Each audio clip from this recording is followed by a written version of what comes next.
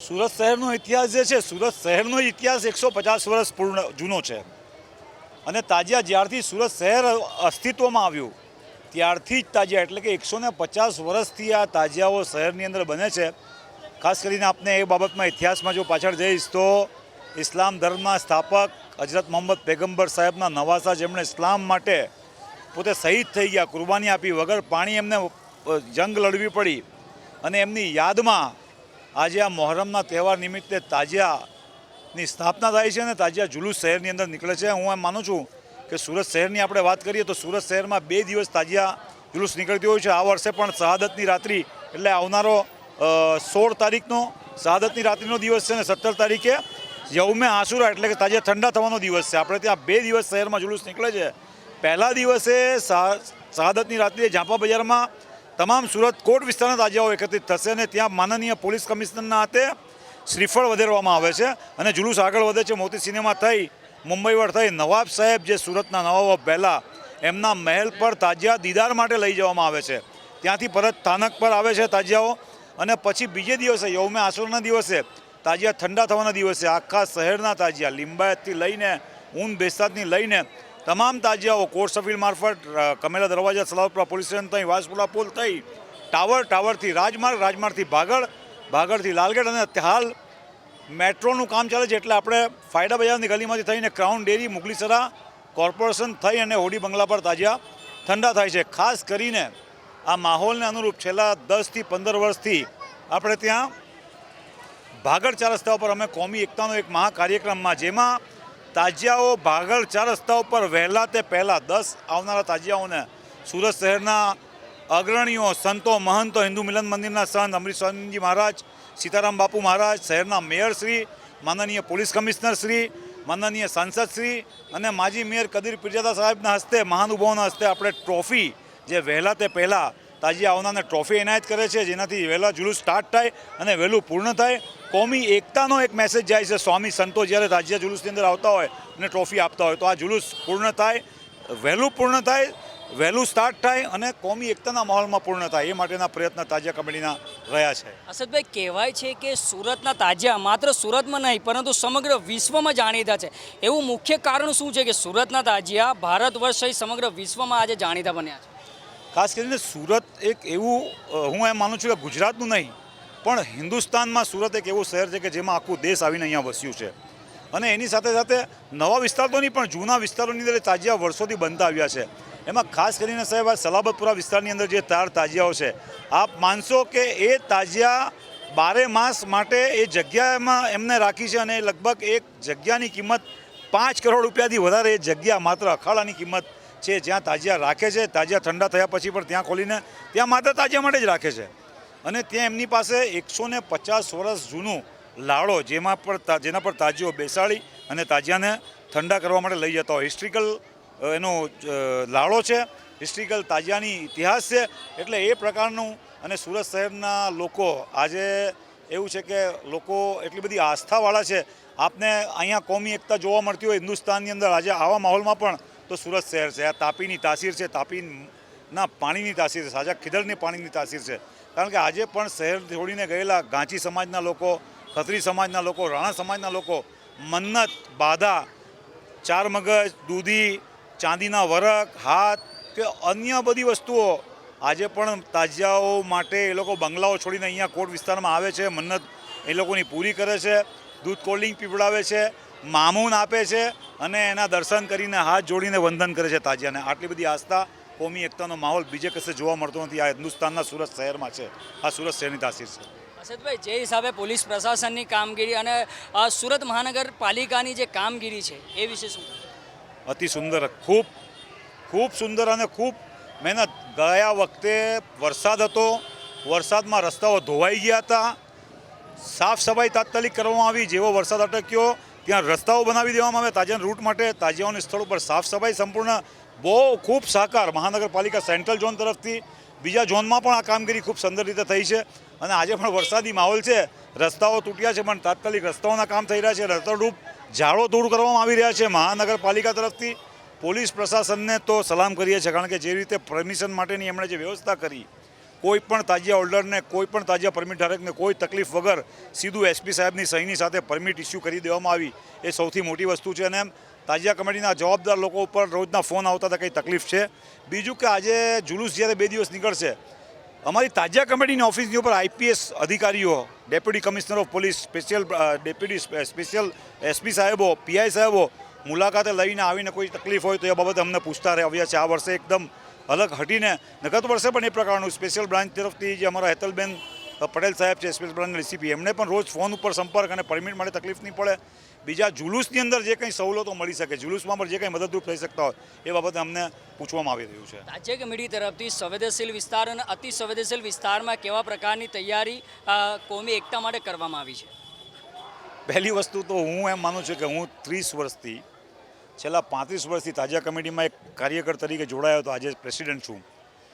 આ 35 વર્ષ દરમિયાન કોઈ પણ અણછાજતો બનાવ, કોઈ પણ અનિચ્છનીય બનાવ તાજિયામાં બન્યો નથી, તાજિયા જુલુસમાં બન્યો નથી. બલકે મેં આપને કીધું ને કે આ તાજિયા જુલુસથી, આ તાજિયા સ્થાપનાથી કોમી એકતા મજબૂત થઈ છે. એટલે એક પણ જગ્યા સંવેદનશીલ કે એક પણ જગ્યા આમાં કોઈક પણ એવું બનાવ બને એવી કોઈ જગ્યા કે કોઈ એમાં બિલકુલ નિશ્ચિંત રાત્રે આરામથી સૂઈ જવાનું.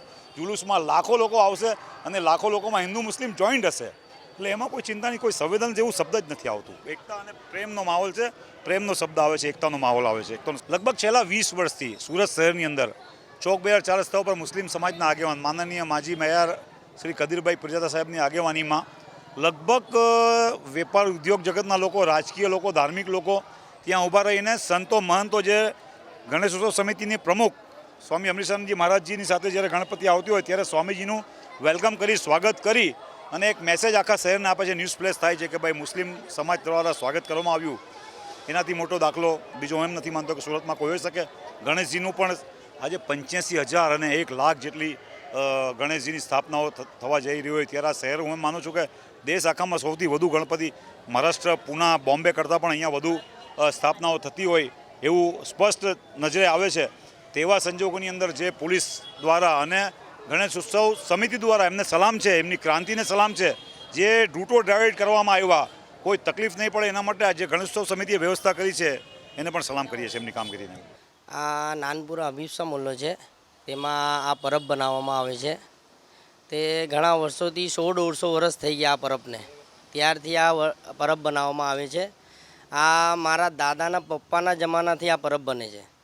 એટલે 6-7 પેઢીથી તો અમે લોકો જોઈએ છીએ આ પરબને. આ અસલ આટલી જૂની પરબ છે ને આ પરબ ઓરિજિનલ શાકના લાકડામાંથી બનાવવામાં આવે છે. અને અહીંયા ઘણા વર્ષોથી અમારા બચપનથી તો અમે જોતા આવ્યા છે, અમારા પપ્પાના બચપનથી અમે જોતા આવ્યા છે કે ભાઈ એ લોકો અહીંયા તાજિયાના બી સારી રીતે, મોહલ્લાવાસીઓ જે છે એ સારી રીતે બધા મળીને કામ કરે છે. પરબ એના માટે બનાવવામાં આવે છે કે જેમ કે આપણે ઇમામ હુસેનની જે શહીદ કરવામાં આવેલા હતા તો એમની યાદમાં પરબ બનાવવામાં આવે છે કે ભાઈ કોઈ એમના પછી કોઈ પાણીથી પ્યાસો નહીં રહે, એના માટે પરબ બનાવવામાં આવે છે.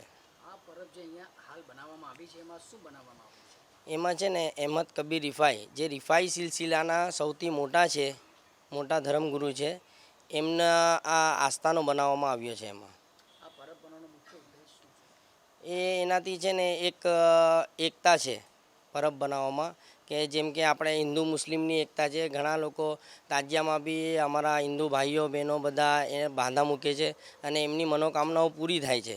એ જ હેતુથી આજે વર્ષોથી તાજિયાઓ બનાવવામાં આવે છે, પરબ બનાવવામાં આવે છે. તમે જે હિસાબે કીધું કે આ પરબનો જે ઢાંચો છે, સ્ટ્રક્ચર છે એ 200-200 વર્ષ જૂનું છે, તો કેવી રીતે તમારી પાસે આવ્યું ને ક્યારથી તમે એને હેન્ડલિંગ કરી રહ્યા છો? આ મારા પપ્પાના થ્રુથી, એટલે મારા દાદા હતા, મારા પપ્પા આવ્યા પછી એમના પછી મારા થ્રુ આ આવ્યું. ને આ બધું છે ને ટેક્ચર પહેલાંથી વર્ષોથી 100-150 વર્ષથી જેમ મેં કીધું ત્યારથી આ બનેલું જ છે. ને અમે એને ખાલી જોઈન્ટ કરીને આ પરબને અમે વર્ષોથી ચલાવીએ છીએ. હબીબસા મુલ્લામાં પરબની સાથે બીજું શું બનાવવામાં આવે છે જે વિશેષ રોલ પર લોકો જોવા માટે આવે? આના સાથે બધા તાજિયાઓ બનાવવામાં આવે છે. તાજિયાઓમાં અનેક કલાકૃતિ બનાવવામાં આવે, થર્મોકોલની ડિઝાઇનો બનાવવામાં આવે, એમાં કલર કરવામાં આવે, જેનાથી તાજિયાની ખૂબસૂરતી વધી જાય છે. ને એ કામ બધા આર્ટિસ્ટ લોકોનું છે, એમાં બધા લોકો મળીને કરે છે મુલ્લાના, તે સક્સેસ થાય છે અને બધા જોઈ છે અને એની તારીફ કરે છે બધા. આ નાનપુરા અભિપ્સા મુલ્લો છે, તેમાં આ પરબ બનાવવામાં આવે છે. તે ઘણા વર્ષોથી 100-150 વર્ષ થઈ ગયા આ પરબને, ત્યારથી આ પરબ બનાવવામાં આવે છે. આ મારા દાદાના પપ્પાના જમાનાથી આ પરબ બને છે, એટલે 6-7 પેઢીથી તો અમે લોકો જોઈએ છીએ આ પરબને. આ અસલ આટલી જૂની પરબ છે ને આ પરબ ઓરિજિનલ શાકના લાકડામાંથી બનાવવામાં આવે છે. અને અહીંયા ઘણા વર્ષોથી અમારા બચપનથી તો અમે જોતા આવ્યા છે, અમારા પપ્પાના બચપનથી અમે જોતા આવ્યા છે કે ભાઈ એ લોકો અહીંયા તાજિયાના બી સારી રીતે મોલ્લાવાસીઓ જે છે એ સારી રીતે બધા મળીને કામ કરે છે. પરબ એના માટે બનાવવામાં આવે છે કે જેમ કે આપણે ઇમામ હુસેનની જે શહીદ કરવામાં આવેલા હતા, તો એમની યાદમાં પરબ બનાવવામાં આવે છે કે ભાઈ કોઈ એમના પછી કોઈ પાણીથી પ્યાસો નહીં રહે, એના માટે પરબ બનાવવામાં આવે છે. આ પરબ જે અહીંયા હાલ બનાવવામાં આવી છે એમાં શું બનાવવામાં આવ્યું છે? એમાં છે ને અહેમદ કબીર રિફાઈ, જે રિફાઈ સિલસિલાના સૌથી મોટા છે, મોટા ધર્મગુરુ છે, એમના આ આસ્થાનો બનાવવામાં આવ્યો છે. એમાં આ પરબ બનાવવાનો મુખ્ય ઉદ્દેશ શું છે? એનાથી છે ને એક એકતા છે પરબ બનાવવામાં, કે જેમ કે આપણે હિન્દુ મુસ્લિમની એકતા છે. ઘણા લોકો તાજિયામાં બી અમારા હિન્દુ ભાઈઓ બહેનો બધા એ બાંધા મૂકે છે અને એમની મનોકામનાઓ પૂરી થાય છે. એ જ હેતુથી આજે વર્ષોથી તાજિયાઓ બનાવવામાં આવે છે, પરબ બનાવવામાં આવે છે. તમે જે હિસાબે કીધું કે આ પરબનો જે ઢાંચો છે, સ્ટ્રક્ચર છે એ 200-200 વર્ષ જૂનું છે, તો કેવી રીતે તમારી પાસે આવ્યું ને ક્યારથી તમે એને હેન્ડલિંગ કરી રહ્યા છો? આ મારા પપ્પાના થ્રુથી, એટલે મારા દાદા હતા, મારા પપ્પા આવ્યા પછી એમના પછી મારા થ્રુ આ આવ્યું. ને આ બધું છે ને ટેક્ચર પહેલાંથી વર્ષોથી 100-150 વર્ષથી જેમ મેં કીધું ત્યારથી આ બનેલું જ છે. ને અમે એને ખાલી જોઈન્ટ કરીને આ પરબને અમે વર્ષોથી ચલાવીએ છીએ. આ અભિપ્સા મુલ્લામાં પરબની સાથે બીજું શું બનાવવામાં આવે છે જે વિશેષ રોલ પર લોકો જોવા માટે આવે? આના સાથે બધા તાજિયાઓ બનાવવામાં આવે છે. તાજિયાઓમાં અનેક કલાકૃતિ બનાવવામાં આવે, થર્મોકોલની ડિઝાઇનો બનાવવામાં આવે, એમાં કલર કરવામાં આવે, જેનાથી તાજિયાની ખૂબસૂરતી વધી જાય છે.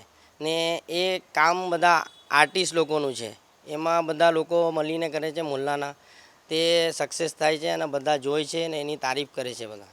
અમારા તાજિયામાં વર્ષો પુરાનો આજે આ અમારો તાજિયો છે, જેનું વિસ્તાર છે નાનપુરા અભિપ્સા મુલ્લા છોટી મસ્જિદ. આજે સુરત ઇતિહાસમાં સૌ પ્રથમવાર 50 ફૂટનો તાજિયો ફોલ્ડિંગ સાથે બનાવ્યું છે, જે એક આપણું એક કીર્તિમાન થયું છે. આ કે આવું તાજિયો પહેલી વાર આવું બન્યું છે ફોલ્ડિંગની સાથે 50 ફૂટ, એટલે બહુ બધા ગર્વ લેવાની વાત છે કે આજે આ નાનપુરાના અમારા છોકરાઓ છે, HQ કબીરના બધા છોકરાઓ છે, અમારા ઉસ્તાદ છે, આ લાઇટ છે, બધા મળીને આ જે રેકોર્ડ સ્થાપિત કર્યું છે એ આખા વિસ્તારનું એક ગર્વ લેવાની વાત છે. આજે લોકો દરેક વિસ્તારમાંથી આ અભિપ્સા મુલ્લા છોટી મસ્જિદનો તાજિયો જોવા માટે આવ્યા છે, તો અમારા મુલ્લા વતી પણ એ લોકોનું આવકારીએ છીએ, બધાનું અમે વેલકમ કરીએ છીએ. અને અમારા જે છોકરાઓ છે, અમારું જે ગ્રુપ છે, આવનારા વર્ષોમાં પણ આવી રીતના આ મોહર્રમની જે ઇમામ હુસેનની જે યાદ છે એને તાજા કરતા રહે અને આવું જે શાંતિનો માહોલ છે, સૌહાર્દનું જે માહોલ છે એ બન્યો રહે. આ તાજિયો બનાવવામાં કેટલા દિવસ લાગેગા અને કેટલા લોકોની મહેનત સામેલ છે? આ તાજિયો આમ તો છે ને 15-20 દિવસમાં બને, પણ અમે આ જે 50 ફૂટનો જે કાર્ય કર્યું છે એમાં અમે ઓછામાં ઓછા 2 મહિનાથી આ કામ કરતા હતા. અને આ તમે તમારી નજરેથી નિહાળી શકો છો કે આવો ખૂબસૂરત જે તાજિયો બન્યો છે, એક મિસાલ અમે કાયમ કરી છે. તે આ વસ્તુથી અમે અમારો ગ્રુપનું પણ બહુ એકદમ શું કહેવાય, એટલે સન્માન વધી ગયું છે. અમારા મોલ્લાનો અમે ગર્વ વધાર્યું છે કે સુરત ઇતિહાસમાં સૌ પ્રથમવાર અમે આ 50 ફૂટનો જે તાજિયો બનાવ્યો છે એનાથી અમને પણ ગર્વ છે. અને આ જે ઇમામ હુસેનની યાદ તાજો થઈ છે, આજે તમે જોઈ શકો કે રાત્રે 12 વાગ્યા 12:30 વાગ્યા પણ અમારે ત્યાં દરેક વિસ્તારમાંથી લોકો આ તાજિયાને નજરે નિહાળવા માટે આવ્યા છે. આમાં સૌથી વધારે કામ તો હોય છે થર્મોકોલનો હોય છે, લોખંડનો હોય છે, અને જે લાઇટિંગ હોય છે એ બધું જ હોય છે જે જનરલ છે. તાજિયો બનાવ્યો છે ત્યારે ના, ત્યારે એવું છે કે આ ફોલ્ડિંગવાળો તાજિયો છે, એટલે આમ જ્યારે આપણે ફોલ્ડિંગ કરશું ને ત્યારે ત્યાં 50 ફૂટનો થશે. બાકી અમારો 10 થી 12 ફૂટનો તાજિયો છે. અમે છે ને બધી કાળજી રાખી છે. કોઈ જાતનું એમાં શું કહેવાય અડચણ નહીં આવે. કોઈ જાતનું એમાં સેલોટેપ વગેરે બધું અમે ફિક્સ કરીને જ મૂક્યું છે કે કોઈ જાતનો પ્રોબ્લેમ નહીં આવે. અમે બધું કાળજીથી બધું જ કરેલું છે. આ ઇન્દ્રપુરા બધી રોડ જીવનજી કરીને એક આ છે બજમે હુસેની મંડળના નામથી આ તાજિયો છે. અને આ ઇન્દ્રપુરા બધી રોડની અંદર વર્ષો જૂનું કઈ વર્ષોથી ઇતિહાસથી તાજિયો અહીંયા બનાવવામાં આવે છે. અને બીજું તમે આ તાજિયાની અંદર જે ફોલ્ડિંગ હોય હમણાં જે 8 ફોલ્ડિંગ જે પહેલાં તો ફોલ્ડિંગની કંઈ વસ્તુ જ નહીં હતી, બુનિયાદ જ નહીં હતી. પણ આ તાજિયાની એક એવી થાનક છે કે જે બુનિયાદ ફોલ્ડિંગની હતી એ અહીંથી સ્ટાર્ટ થાય છે. ને પહેલાં સુરતના ફોલ્ડિંગ પણ અહીંથી જ થયું છે. આ તાજિયા અમે મેક્સિમમ 25 દિવસમાં પૂરું કર્યું છે, પણ બહુ ઓછા દિવસમાં અમે પૂરું કર્યું છે આટલું મોટું કામ. ને અમે મેક્સિમમ બહુ મોટું ગ્રુપ છે ને એ કામ અમે પૂરું કર્યું છે.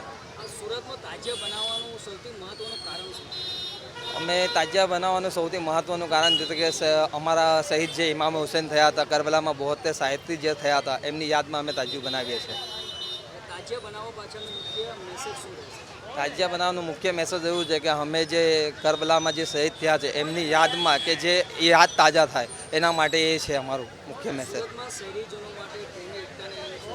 કોમી એકતાનો માહોલ માટે મારો એક મેસેજ આગળ પણ મેં આપેલું હતું ને આ વખતે પણ આપું છું કે અમે મોહરમ તાજિયાની અંદર પણ અમે કોમી એકતાનો માહોલ લઈને જ અમારી બાજુમાં જે ગોલવાડ છે એ પણ દર વખતે ગણપતિ ઉત્સવ કરીએ તો અમે પણ એમને સાથ સંગ્રહ આપે છે. અમે મોહરમમાં પણ અમને પણ સાથ સંગ્રહ આપે છે. આજથી 3 વર્ષ પહેલાં તાજિયા અને ગણપતિ એક સાથે હતા ને એની અંદર એક સાથે અમે કોમી એકતાનો માહોલ ઉજવ્યો હતો.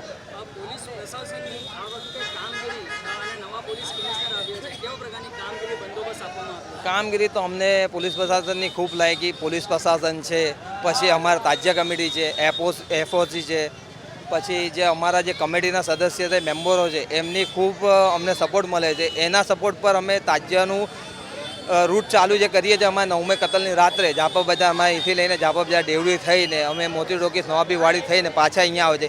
એમાં પોલીસ પ્રશાસનનો બહુ સહકાર મળે છે, તાજિયા કમિટીનો સહકાર મળે છે અને એ એરિયાના જે પણ જે છે એ લોકોનો અમને બહુ સહકાર મળે છે. પરમિટના હિસાબથી તાજિયા જોવા જાય તો મેક્સિમમ 250 થી 300 તાજિયાની પરમિટ હોય છે દર વખતની જેમ આ વખતે પણ. ને આ વખતે જે બારિશનો માહોલ છે એ હિસાબથી પણ મારો એક મેસેજ એવું છે કે જલ્દ બને જલ્દ એ તાજિયા લઈને નીકળે અને વિસર્જન કરે. ખૂબ સરસ રીતે બધું પૂર્ણ થાય છે. આ તહેવાર ખૂબ આપના સહકારથી ખૂબ સારી રીતે કોમી ઇખલાસ સાથે જો આ બી તહેવાર સમગ્ર બંદોબસ્ત પૂર્ણ થશે. લોકો આપણા તહેવાર મનાવશે જો એવી બધાને હું વિનંતી પણ કરું છું અને ખાતરી પણ આપું છું કે સુરત શહેર પોલીસ એકદમ કટિબદ્ધ છે, સજજ છે આ તહેવારને સારી રીતે પૂર્ણ કરવા માટે. આપના ખાસ કરીને જો અમારા કોટ વિસ્તારમાં વધુ પ્રમાણમાં જો લોકો નીકળે છે જો તાજિયાના પ્રોસેસ ત્યાં વધુ રહે છે તો ત્યાં જો અમુક વિસ્તારમાં ટ્રાફિક પોલીસ તરફથી જો નાના મોટા ડાયવર્ઝનો કરવામાં આવેલા છે. જો આમાં કતલના રાત એટલે આવતીકાલે મોડી રાતથી ચાલુ થશે જો તો આમાં બહુ તમને ડિસ્ટર્બન્સ રહેતા નથી ટ્રાફિકમાં. નેક્સ્ટ જો રહેશે એમાં જો ગયા વર્ષોના અમે લોકો અભ્યાસ કર્યા, ગયા વર્ષોમાં જો બી ટ્રાફિકના લીધે પહેલે ટ્રાફિક છોડી દીધા યા ટ્રાફિકના ક્યાં ક્યાં તકલીફો પડી હતી એના બી આયોજન કરી લેવામાં આવેલા છે કે પ્રોસેસનના બી કોઈ તકલીફ નહીં રહેશે અને ટ્રાફિકને બી કોઈ તકલીફ નહીં રહેશે.